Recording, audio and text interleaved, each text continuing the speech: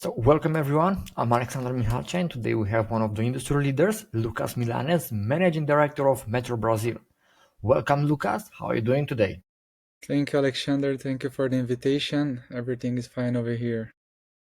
Awesome, awesome, and I'm very excited to have you on the podcast today, and I'm sure you're going to be of great value for the audience. I hope Now, so. before I dive in, could you give us a quick overview of what Metro Brazil does? Yeah, sure. Metro Brazil is a Brazilian e-commerce based here in UAE. Our main market is the full GCC, and basically we sell Brazilian shapewear here in the region.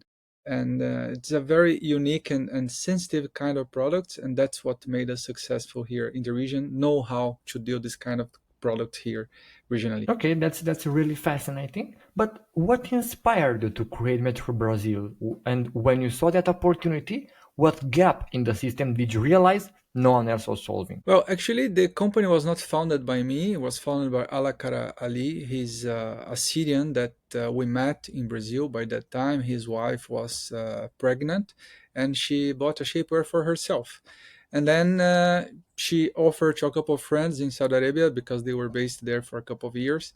And then start to have a huge demand. So they just opened a sushi account, uh, said Brazilian shapewear, and people start asking for that because here in the region people are full of Turkish and Chinese products, and when they saw the word Brazilian, I think this is what catch their eyes and their attention, and that's how it started, like out of a sudden. Yeah, more exotic basically for them. Exactly, exactly. Yeah, and for example, what was your background before starting this venture? Well, I have been always working in big companies. So I started my career at Nestle, then I went to Unilever, then I went to Philips, Counterword Panel. And after that, when I was at Counterword Panel, Allah started to hire me as a freelancer to find the suppliers for himself. So that's how we start working together since day one. And all the brands that we work with, they are Brazilian brands, were started by me when I was working with him as a freelancer. Mhm. Okay, okay, interesting. And for example, if you are looking back, like what would you wish you've done differently in those early days? Well, like maybe we should not we should not started the marketing team in Brazil. We should start direct away here in the region because it was very challenging, especially because of the culture and basically all ideas we had. Even they were very creative. We always had to adapt to the regional mindset. So maybe if we had started the marketing from here, we'd have avoided many mistakes in the beginning. Makes sense. But let's go back a little bit about like the story behind this. So, what inspired like the decision to bring Brazilian products to the Middle East? Because this is very interesting. I think the main inspiration was to be different in the market because again, like everyone here is full of Chinese and Turkish products, and Brazilian was a word that call attention of everyone because it's a country known as like happiness. People are happy. It's colorful. So there is also the nature. I think all these values that the Brazil name brings kind of integrated with the brand, and people start to associate the brand with this happiness of the country, and this was the main inspiration. Okay, makes sense. And you mentioned like earlier about this, but I want to extend a little bit more. So, how do you approach like selling sensitive products in a culturally conservative market? Well, it's all about respect and education. We focus on the comfort, wealth, confidence. We never go to sexuality or this kind of words that would be a problem here in the region. So our language is elegant, our visual modest. Once customers feel we understand their values, they trust us. So trust is everything. Okay, makes sense. And also, like, could you share the story of overcoming the 2018 financial challenges? Yes, on well, we hit to a real crisis. The sales dropped, cash was tight, and we almost closed by that time. And the main problem was the cash flow, because we have a huge demand, but we didn't have enough cash flow. So it was not matching what clients was asking, demanding, and the cash we had to buy products. So instead of cutting everything, we double down on focus, like one product, one region, one channel. So basically, we reduce the number of products. We focus only in Saudi Arabia because we are promoting everywhere in Yeah. GCC. So we simplify the operation, and the clarity brought us back to profitability. It was painful, but it built discipline and made a huge result. Like we had other minor strategies on that, as we didn't have like, or we would go on to buy more products, or we would promote. So by that time, we did a special negotiation with an agent with influencer based on performance model, and like we bet all in this strategy. And that's also a second part that save us, because we succeed. And by that time we had again a health cash flow that gave us enough energy and to keep it going and expanding from that time. Okay, makes sense. But for example, like what role do influencer and celebrities play in your marketing strategy? Like overall for now. Yes, actually, this is one of the key drivers. Like they are powerful storytellers. For us, it's not about the followers, but about the fit. Not all influencers fit our brand and fit the 100%. culture. So when an influencer truly uses and loves our product, it shows. It's the authenticity that drives sales, especially here in the Middle East, where trust and reputation matter more than ads itself. So selecting the right influencers made a huge difference, and we had a long way between finding the right ones, and between mistakes and certainties. Yeah. Okay. And now walking us through how like Metro Brazil addresses these challenges, what makes your approach unique in the market? Okay, I think what makes our approach unique is exactly the localization. So be very attention to the regional limits, especially for this kind of product. So we learned that local presence matters, and the localization builds trust.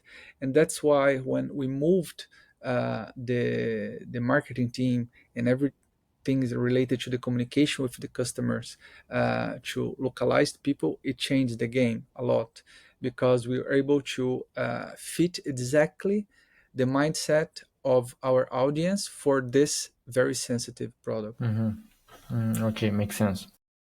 And for example, like how did you develop your own attribution model for marketing channels? Well, attribution model, it's a kind of problem that all companies, e-commerce have in general, especially when you promote in multiple channels, which is our case, all social media. So we realized that standard tools couldn't explain our results. So different tools take credits, like we sell on Facebook, we sell on Snapchat and TikTok. So all of them, we always say that the sales comes from me. So you can never rely only on the platform itself. If you only look at Meta dashboard, it will not guide you properly. So when we start understanding that, we start to work in our own platform. So we work with Looker Studio, for example, and with a very good UTMs, tracking codes, also using strategy of discount codes to also track different landing pages.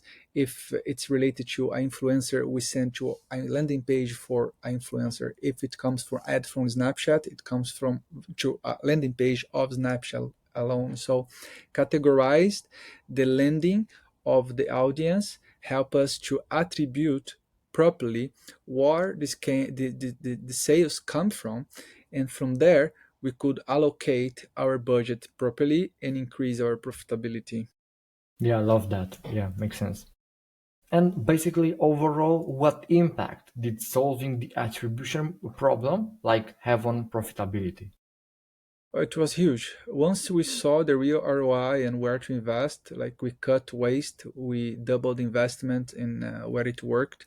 So the profitability jumped by 35%, and it also gave us peace of mind. So we finally knew which channel were driving the true growth, and by knowing that, you just double down the investment on the channels that makes money, and then we grow fast. As easy as that. Okay. You just need to know where it comes from. 100%, yeah. But for now, like, how do you balance investment across different marketing platforms? Oh, it's all about use data-driven approach. So once you have a good dashboard, like a first step before you need to make the correct tracking links, the correct setup, and then you have a good dashboard, and from there you can take decisions like as easy as that. So we stay flexible. Each platform has a role. Some is good for awareness, some is good for conversion, others for retention. So we test it constantly. It's ongoing work. We adapt monthly. So it's all about never get emotional about the channel, just what it works we scale, what doesn't we stop. Simple. Okay, makes sense. And that's like super interesting. But also, I'm curious, like, when you look at your team delivers that experience day to day, how much of it like relies on manual workflows versus automated system right now, like with the way with AI? Okay, we use a lot of AI here at the company, especially we have an innovative solution called the Smart Finty Room. This saves us a lot of time because in the past, the customer service was being full of questions regarding sizing. So this is one where the automation with AI helped us. It saved a lot of time, not only with our customer service, but the returning rate after we implemented this tool went to zero.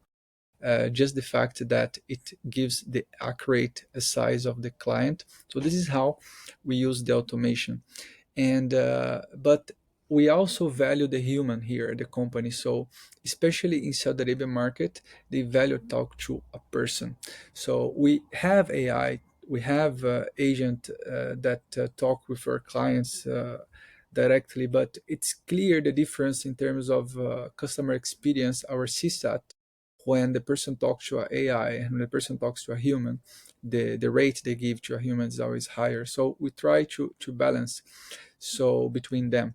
And even when we are working with AI agent, depending on how the conversation is going flow, the AI can identify that and directly uh, guide the customer to be connected with a human. So basically, that's what we balance. Internally, we also have many automations, all e-commerce related to email marketing and everything.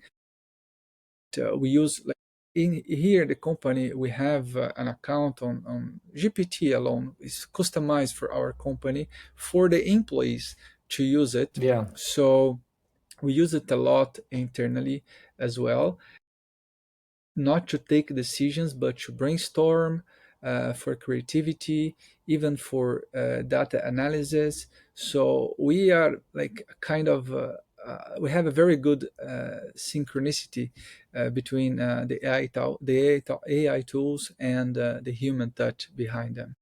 Yeah, right. Like it's a combination. Always it's a combination, like both of them, right, to Exactly, work in exactly. synergy.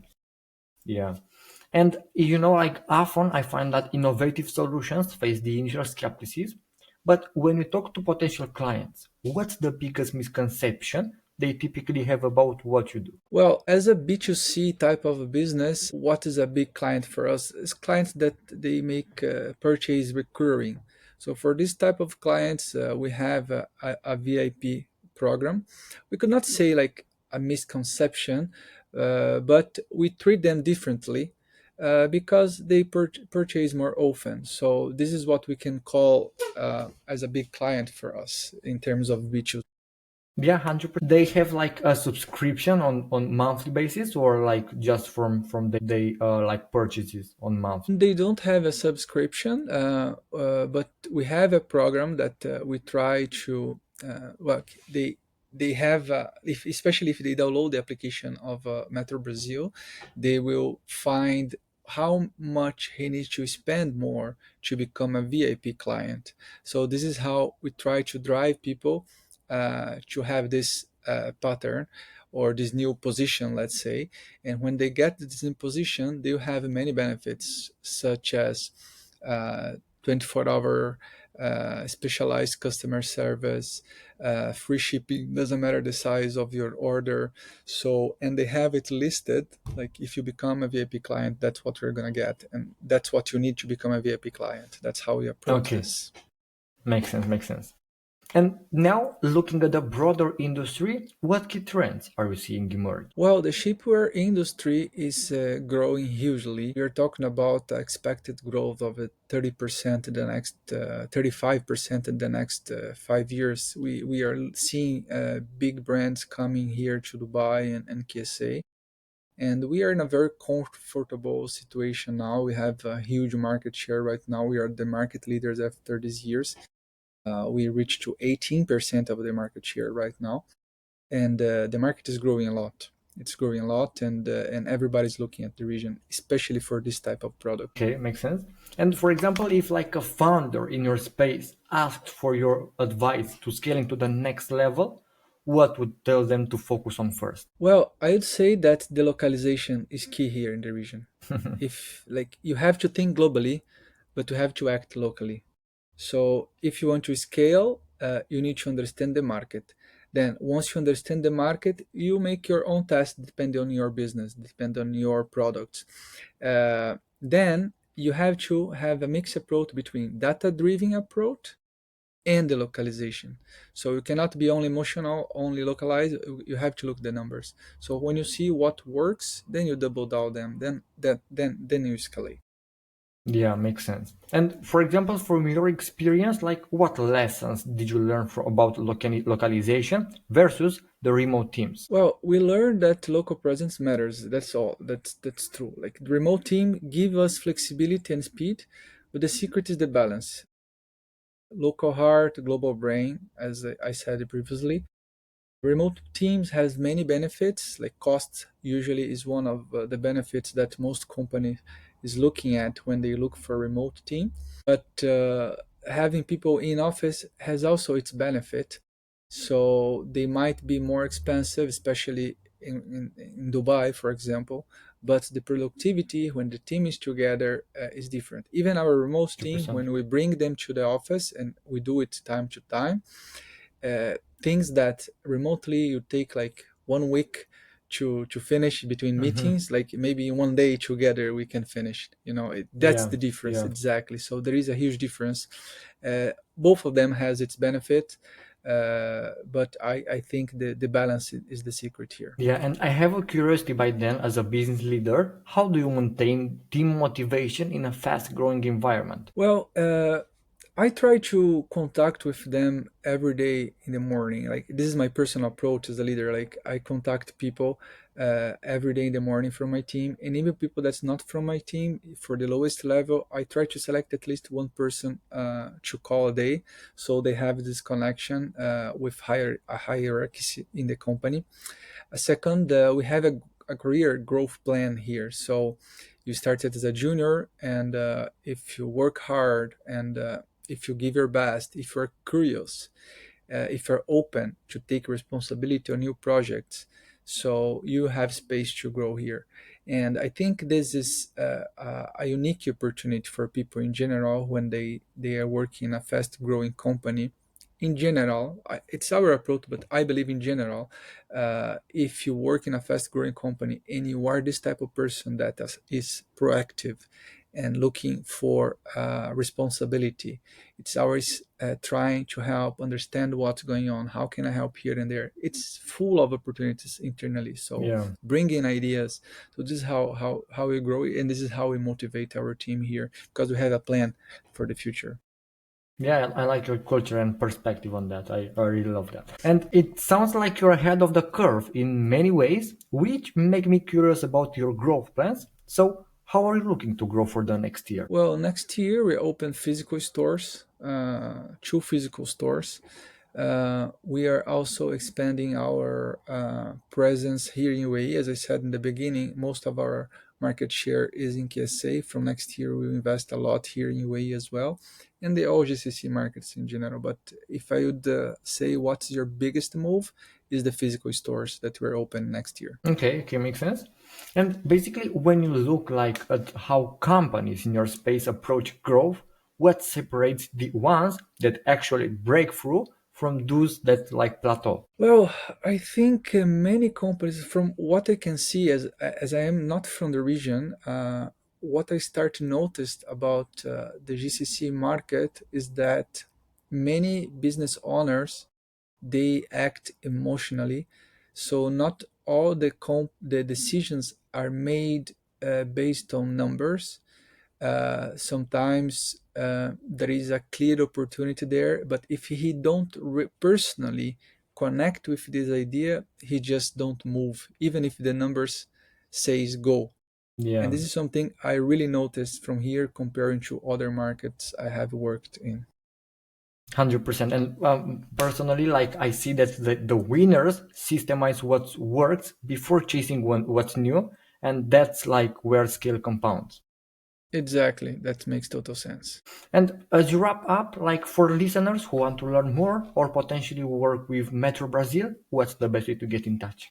Yeah, you can contact through our social media, our website. You have, like, if you if someone wants to work here, we have a career email, HR email. Um, um, we are very active in our social media, to be honest, in all social medias, and especially here in the region. Snapchat is the most important. We are very strong there. So contact us there, send us a message, comment, and we'll be more than happy to talk to you back. Perfect, perfect. So thanks for joining me today, Lucas, and for this amazing podcast session. And for Thank anyone you. listening, make sure to check out Metro Brazil socials below in the description because this episode was packed with value, and I can wait to see what you build next. Amazing. Thank you, Alexander. It was a pleasure. Likewise, and see you on the next episode. Bye bye.